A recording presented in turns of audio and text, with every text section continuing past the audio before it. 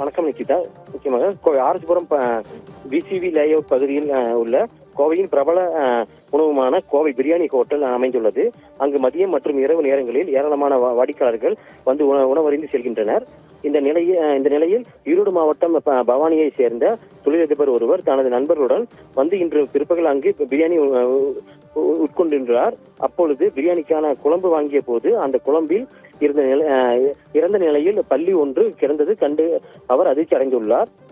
இதை அடுத்து பல்லியை காண்பித்து உணவக உரிமையாளரிடம் முறையிட்டவே உணவக ஊழியர்கள் அதனை சாதாரணமாக எடுத்துக்கொண்டு பள்ளியை அப்புறப்படுத்த முற்பட்டதால் ஆத்திரமடைந்த அவர் உணவக உரிமையாளரிடம் வாக்குவாதத்தில் ஈடுபட்டார். தொடர்ந்து அங்கு வந்த உணவகம் மேலாளர் இது குறித்து உரிமையாளரிடம் விசாரிக்கும் போது பிரச்சனை செய்ய வேண்டாம் எனவும் கேட்டுக்கொண்டுள்ளார்.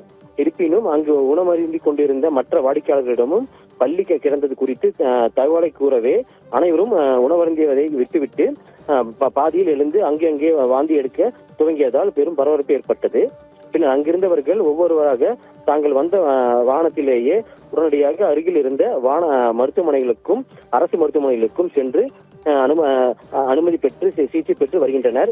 இதனிடையே சம்பவம் குறித்து உணவு பாதுகாப்பு துறையினர் உரிய விசாரணை நடத்தி வேண்டும் என அங்கு உணவு அருந்தியிருந்த வாடிக்கையாளர்கள் கேட்டுக்கொண்டுள்ளனர். பிரபல உணவகத்தில் இந்த சம்பவம் நடைபெற்றுள்ளது. இது தொடர்பாக அந்த குழம்பை ஆராய்ச்சிக்காக உணவக அதிகாரிகள் எடுத்து சென்றுள்ளனர். இந்த விசாரணைக்கு பிறகே தெரிய வரும் என்ன நடந்தது என்று தெரிய வரும் நிக்கிதா.